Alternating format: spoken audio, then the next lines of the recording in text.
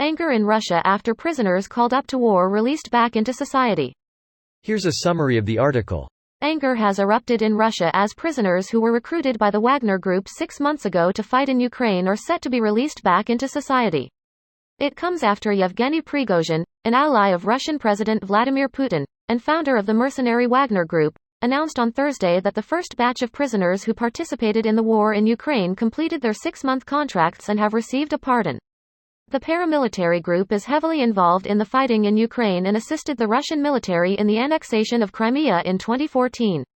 The Wagner Group has been recruiting large numbers of male prisoners for Putin's war in Ukraine and hiring in penal colonies in Russia, offering commuted sentences and cash incentives in return for 6 months of military service. Russian readers expressed anxiety and anger at the news in the comment section of a news article on the topic, published by state-run news agency RIA Novosti. Some questioned why Russia is still failing to make progress in the embattled city of Bakhmut in Donetsk Oblast, Ukraine, which has been one of the most intense spots of fighting in the war for months.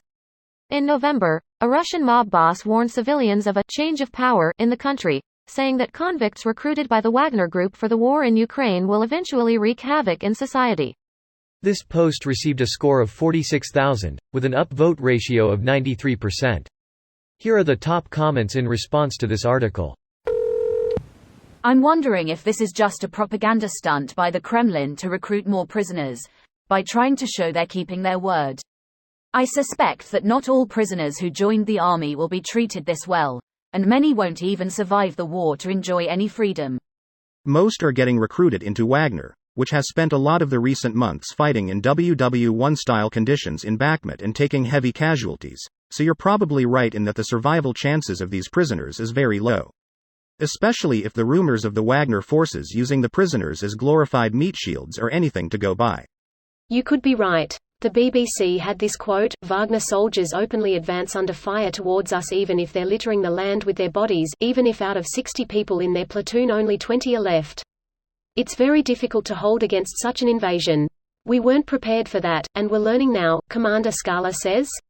They've killed so many that they're getting tired of killing them. I remember seeing an interview with a Ukrainian soldier who was recounting a time that he killed a Russian who stormed their position while riding a bicycle with an AK in a basket. He had other stories of men acting like they were in a movie and getting gunned down while acting like idiots. He said they killed soldiers one after another who were trying to climb a ladder. It's like they didn't even understand what was happening. They laughed for a bit about it all, then everyone got really sad. You could see it in their eyes. War is awful. All the time. That is the best outcome for those Ukrainian soldiers is fucking sad. War is hell. War isn't hell. War is war, and hell is hell. And of the two, war is a lot worse.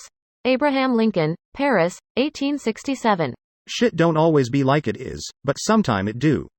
Niccolo Machiavelli, 1519. War is a series of disasters at the end of which they announce a winner. Putin. Civilians should join the war. Civilians. Too dangerous. We'll stay home. Putin. Now home is dangerous. 12D chess.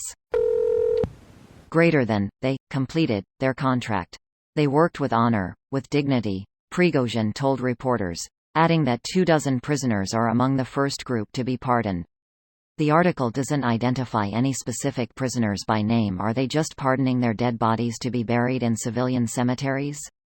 To me, it just seems like a PR stunt in order to get more prisoners to sign on voluntarily. You have seriously got to wonder though what these contracts look like if people are being released now. Screams propaganda like you said. How long could they have possibly served to be released now? Would it be related to how much time you have left on your sentence, because you would think they still need those bodies on the front line and that this length of service isn't really militarily practicable? Must be the least violent prisoners who signed on and the best story the Kremlin could sell. Feels a lot like these criminals are cannon fodder between the conscripts coming of age. This video was automatically created by Reddit to speech. The article and comments in this video were selected from Reddit according to their upvotes, and any paraphrasing was performed by smmry.com, without any human intervention.